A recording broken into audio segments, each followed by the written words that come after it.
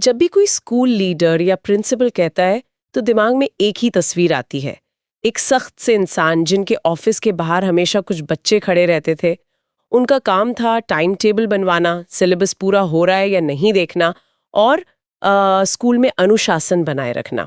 लेकिन क्या हो अगर हम कहें कि एक स्कूल लीडर का असली काम ये सब नहीं, बल्कि सीधे छात्र के दिमाग के अंदर क्या चल रहा है उसे लीड करना है।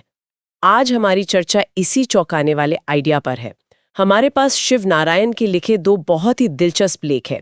एक है role of school leaders in learnography and brain page theory और दूसरा school administration must focus on knowledge transfer. इन लेखों में जो बातें कही गई हैं वो हमारे स्कूलों के काम करने के तरीके पर एक बहुत बड़ा सवालिया निशान लगाती हैं।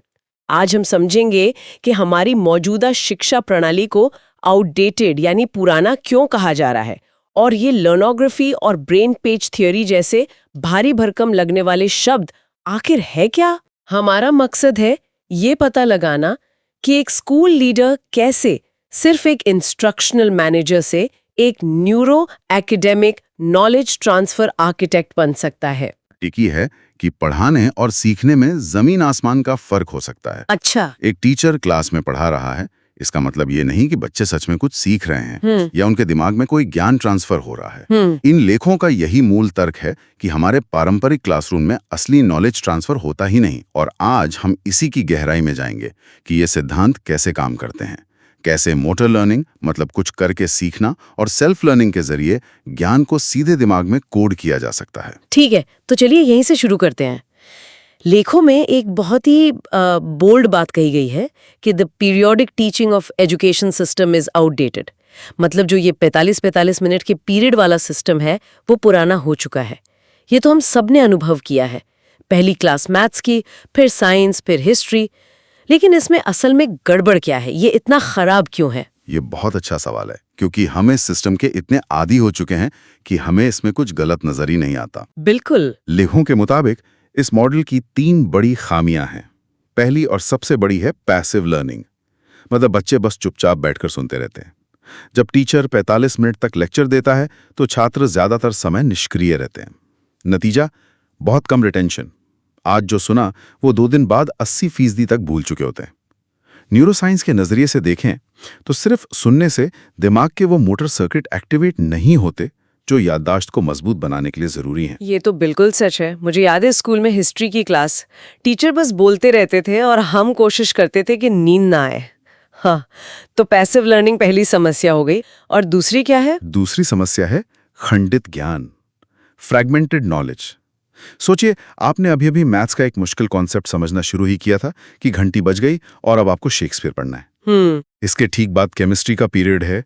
इससे होता यह है कि आप किसी भी विषय में गहराई तक उतर ही नहीं पाते। आपका दिमाग लगातार एक विषय से दूसरे पर कूदता रहता है। होमवर्क का कल्चर भी इसी सतह पर सीखने को बढ़ावा देता है। आप हर विषय का थोड़ा थोड़ा काम करते हैं, लेकिन किसी में भी महारत हासिल नहीं कर पाते। और तीसरी और शायद सबसे खतरनाक कमी है शिक्षक पर पूरी तरह से निर्भरता। अच्छा। इस सिस्टम में ज्ञान का एकमात्र स्रोत टीचर होता है। अगर टीचर पढ़ाएगा तो बच्चे सीखेंगे, अगर नहीं तो नहीं। इससे बच्चे कभी भी खुद से ज्ञान हासिल करने, सवाल पूछने या अपनी जिज्ञासा को शांत करने के कौशल सीख ही नहीं पाते। वो जानकारी के सिर्फ उपभोक्ता बन के रह जाते हैं, खोजकर्ता नहीं बन पाते। मतलब समस्या सिर्फ पढ़ाने के तरीके में नहीं बल्कि पूरे ढांचे में ही है। लेखों में एक लाइन है जो मुझे बहुत दिलचस्प लगी। Real knowledge transfer doesn't happen in the classroom. इसका मतलब तो ये हुआ कि स्कूल प्रशासक जिस चीज पर सबसे ज्यादा ध्यान देते हैं कि टीचर क्लास में पढ़ा रहा है या नहीं, वो असल में हो ही नहीं रहा है। बिल्कुल। और यही इन लेखों का सबसे बड़ा तर्क है। जब छात्र सिर्फ निष्क्रिय होकर सुनते हैं तो ज्ञान का ट्रांसफर नहीं होता, सिर्फ जानकारी का प्रसारण होता है। ये वैसा ही है जैसे रेडियो पर कोई गाना बज रहा है। आप सुन रहे हैं, पर इसका मतलब ये नहीं कि आपको गाना गाना आ गया। सही बात है। ये स्कूल लीडर्स के लिए एक बहुत बड़ी चुनौती है, जिनका काम अब तक सिर्फ इंस्ट्रक्शनल लीडरशिप तक ही सीमित रहा है। तो ठीक है, मान लिया कि पारंपरिक तरीका काम नहीं कर रहा, लेकिन इसका हल क्या है? लेखों में लर्नोग्राफी और ब्रेन पेज जैसे कुछ बहुत ही तकनीकी शब्द इस्तेमाल हुए हैं। सच कहूं तो सुनने में ये किसी साइंस फिक्शन फिल्म से लगते हैं। क्या आप समझा सकते हैं कि असल में इनका मतलब क्या है? हाँ, बिल्कुल, ये शब्द नए हैं और थोड़े अजीब लग सकते हैं, लेकिन इनके पीछे का विचार बहुत सरल और शक्तिशाली है। चलिए लर्नोग्राफी से शुरू करते हैं। इसे ऐसे समझिए जैसे फोटोग्राफी का मतलब है रोशनी से लिखना, वैसे ही लर्नोग्राफी का मतलब है दिमाग पर सीखना लिखना। अच्छा। ये किताब से सीधे दिमाग तक ज्ञान के ट्रांसफर का एक तरीका है। इसमें लंबे चौड़े लेक्चर देने के बजाय छात्र को ऐसे टास्क दिए जाते हैं जिन्हें करते हुए वो खुद सीखते हैं। ये मोटर एनकोडिंग पर जोर देता है, यानी करके सीखना। एक मिनट, तो लर्नोग्राफी का मतलब सिर्फ रटना नहीं है, बल्कि ये कहना है कि सीखना लिखने जैसा है, बस कागज पर नहीं, सीधे दिमाग पर। जैसे आप कोई स्किल सीखते हुए मसल मेमोरी बनाते हैं, क्या ये वैसी ही नॉलेज मेमोरी बनाने की बात हो रही है? आपने बिल्कुल सही पकड़ा, ये नॉलेज मेमोरी बनाने की ही बात है। अब आते हैं ब्रेन पेज पर। जब आप लर्नोग्राफी की प्रक्रिया से गुजरते हैं, मतलब किसी टास्क को बार बार करते हैं, उसे समझते हैं, तो आपके दिमाग में उस ज्ञान की एक स्थायी संरचना बन जाती है। एक न्यूरल पाथवे जैसा? हाँ, एक न्यूरल पाथवे बन जाता है। इसी संरचना को लेखक ब्रेन पेज कहते हैं। ये एक दिमागी पन्ने जैसा है जिस पर ज्ञान हमेशा के लिए अंकित हो गया है। ये सिर्फ याद की हुई जानकारी नहीं है, बल्कि आपके दिमाग का हिस्सा बन चुका ज्ञान है। वाह, ये तो कमाल का आइडिया है। तो मतलब हर छात्र अपने दिमाग में अपनी खुद की किताब लिख रहा है, जिसके पन्नों को ब्रेन पेज कहते हैं। एक और शब्द है जिसका जिक्र है, ज़ीट स्ट्रीम। ये क्या है? क्या ये छात्र के मेंटल बैंडविड्थ जैसा है? मतलब वो कितना फोकस्ड है और कितनी जानकारी एक साथ प्रोसेस कर पा रहा है? हाँ, ये समझने का एक बहुत अच्छा तरीका है। ज़ीट स्ट्रीम मूल रूप से छात्र के दिमाग की उस समय की वर्किंग स्ट्रीम या चेतना की धारा है। जब कोई छात्र पूरी तरह से किसी टास्क में डूबा होता है, तो उसकी ज़ीट स्ट्रीम बहुत मजबूत होती है। और इन लेखों के अनुसार एक स्कूल का पूरा इकोसिस्टम इन्हीं हजारों छात्रों की ज़ीट स्ट्रीम से बनता है। स्कूल का काम है एक ऐसा माहौल बनाना जहां हर छात्र की ज़ीट स्ट्रीम सीखने की प्रक्रिया में मजबूती से बह सके। तो ये सब सिर्फ दिमागी कसरत नहीं है, इसके पीछे कोई विज्ञान भी है। लेखों में दिमाग के कुछ हिस्सों का भी जिक्र है। बिल्कुल, ये सिर्फ थ्योरी नहीं है, ये न्यूरोसाइंस पर आधारित है। जब कोई छात्र लर्नोग्राफी के जरिए सीखता है, तो उसके दिमाग के वो हिस्से सक्रिय होते हैं जो पारंपरिक लेक्चर सुनने में नहीं होते, जैसे कि बेसल गैंग्लिया, जो आदतें बनाने और प्रोसीजरल मेमोरी के लिए जिम्मेदार है, या सेरिबेलम, जो मोटर स्किल्स और संतुलन को नियंत्रित करता है। तो एक तरह से आप ज्ञान को रटने की जगह उसे अपनी आदत और अपने संतुलन का हिस्सा बना रहे हैं। वो दिमागी तौर पर बाइक चलाना सीखने जैसा हो जाता है। एक बार सीख लिया तो आप उसे कभी नहीं भूलते। यहाँ बात और भी दिलचस्प हो जाती है। अगर सीखने की प्रक्रिया इतनी बदल रही है, तो जाहिर है कि प्रिंसिपल या एडमिनिस्ट्रेटर का रोल भी बदलेगा। उन्हें एक बहुत लंबा और भारी भरकम नाम दिया गया है, neuro academic knowledge transfer architect. इसका क्या मतलब है? क्या प्रिंसिपल को न्यूरो साइंटिस्ट बनना पड़ेगा? नहीं, उन्हें न्यूरो साइंटिस्ट नहीं बनना है, लेकिन उन्हें एक आर्किटेक्ट की तरह सोचना होगा। आर्किटेक्ट। और सिखाने के तरीके ऐसे हों जिनसे छात्रों के दिमाग में ब्रेन पेज आसानी से बन सकें। वो सीखने की प्रक्रिया के आर्किटेक्ट हैं। तो फिर उनकी सफलता कैसे मापी जाएगी? अभी तो प्रिंसिपल की सफलता इस बात से मापी जाती है कि सिलेबस समय पर पूरा हुआ या नहीं, या बोर्ड एग्जाम में रिजल्ट कैसा आया। इस नए माहौल में सफलता का पैमाना पूरी तरह बदल जाता है। लीडर की सफलता इस बात से नहीं मापी जाएगी कि सिलेबस पूरा हुआ या नहीं, बल्कि इस बात से कि छात्रों ने कितने और कितनी अच्छी क्वालिटी के ब्रेन पेज मैप्स बनाए हैं। क्या छात्र स्वतंत्र रूप से सोच पा रहे हैं? क्या वो ज्ञान को असल दुनिया में इस्तेमाल कर पा रहे हैं? लेखों में कहा गया है कि वे टॉकिंग क्लासरूम, जहां सिर्फ टीचर बोलता है, को हैप्पीनेस क्लासरूम में बदलते हैं, जहां सीखना एक स्वाभाविक और आनंददायक प्रक्रिया बन जाती है। मुझे एक और बात बहुत अच्छी लगी। लेख में कहा गया है कि प्रिंसिपल को क्लासरूम ऑब्जर्वेशन पर ध्यान देना चाहिए। इसके लिए जरूरी है कि स्कूल का एडमिनिस्ट्रेशन बहुत मजबूत हो, ताकि प्रिंसिपल को रोजमर्रा के छोटे मोटे कामों से फुर्सत मिले। ये बहुत जरूरी बिंदु है। अगर प्रिंसिपल का ज्यादातर समय फीस कलेक्शन, ट्रांसपोर्ट या मेंटेनेंस जैसे कामों में ही चला जाएगा, तो वो क्लासरूम में ध्यान कैसे देंगे? बिल्कुल, वो कभी भी सीखने की प्रक्रिया पर ध्यान केंद्रित नहीं कर पाएगा।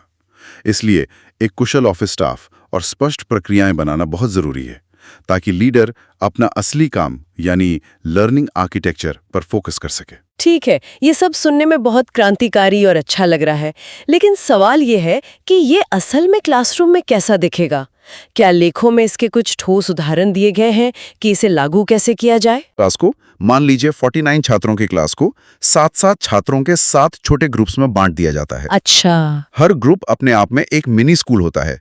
हर ग्रुप के पास अपना एक व्हाइट बोर्ड होता है और उस ग्रुप का एक छात्र जिसे पहले से थोड़ी ट्रेनिंग दी जाती है, वो छोटे शिक्षक या मिनी टीचर की भूमिका निभाता है। तो जो असली टीचर है उसका क्या काम है? असली टीचर की भूमिका इंस्ट्रक्टर से बदलकर मॉडरेटर या कोच की हो जाती है। वो लेक्चर नहीं देते, बल्कि इन मिनी स्कूल्स के बीच घूमते हैं, देखते हैं कि कहाँ कोई ग्रुप अटक रहा है और उनकी मदद करते हैं। इससे हर छात्र की जवाबदेही बढ़ती है, सहयोग की भावना बढ़ती है और सीखना एक एक्टिव प्रोसेस बन जाता है। ये तो कमाल है। और कोई उदाहरण? एक और तकनीक है साइक्लोजीड रिहर्सल।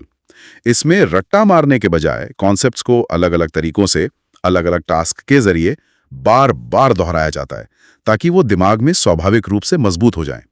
और फिर एक बहुत ही क्रांतिकारी मॉडल है जिसे one day one book Taxila model कहा गया है। वन डे वन बुक, एक दिन में एक किताब।